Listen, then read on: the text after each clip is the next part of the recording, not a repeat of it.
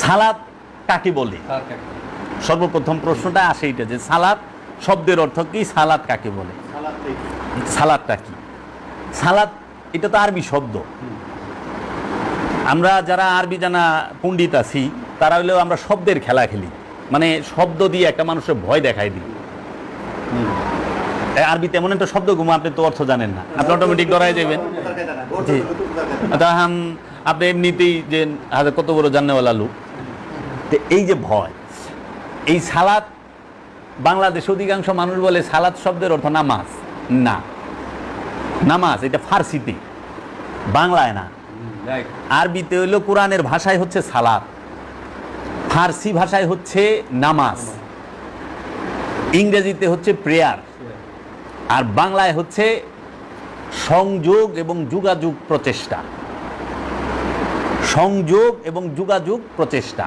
তাহলে সংযোগ কার সাথে আর যোগাযোগ কার সাথে? আপনি সালাদটা যে করবেন কার সাথে সালাদ করবেন এবং কেন সালাদ করবেন? আমি সালাদ কেন করব এবং সালাদ কার সাথে করব?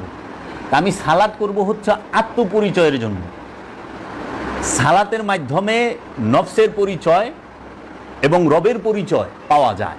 সালাত ছাড়া কখনোই নিজের পরিচয় পাওয়া যায় না, মানে নফসের পরিচয় পাওয়া যায় না এবং রবের পরিচয় পাওয়া যায় না। সালাত ফরজ, সালাত করতেই হবে।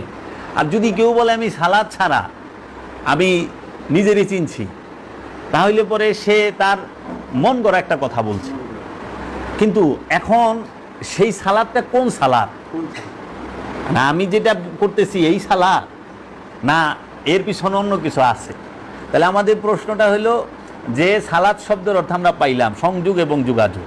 এখন এই সংযোগটা কার সাথে? রসুলের সাথে, মহানবীর সাথে সংযোগ কে করছে? যারা মহানবীর উপর ঈমান আনছে, ঈমানদারেরা যারা মহানবীকে রসুল বিশ্বাস করছে এবং রসুলের হাতে হাত দিয়া মুরিদ হইছে এবং মহানবীর কাছে কালিমা পড়ছে মহানবীর, তারা তাদেরকে কি বলছে যে এখন তোমরা আমানু, ঈমান আনছ। আমানু এবং মুমিন দুই শব্দ, সবচেয়ে বড় প্লাস পয়েন্ট। এবং আপনি যেখানেই যাইবেন, আপনাকে আমি পয়েন্ট বইলা দেই, যে কোনো ওয়াজ মাহফিলে যাবেন, কারণ আপনারা সরকারি কর্মকর্তা, আপনারা সব জায়গায় থাকেন, যে কোনো ওয়াজ মাহফিলে যাবেন দেখবেন মাওলানা সাহেব কানান দিয়ে কইতেছে, ও মুমিন ভাইরা শুনেন, মুমিন ভাইরা শুনেন। হ্যাঁ হইলো মৌলবী সাহেব আর কইতেছে মুমিন ভাইরা। মুমিন কোনোদিন মৌলবীর কথা শুনে না। মুমিন কে?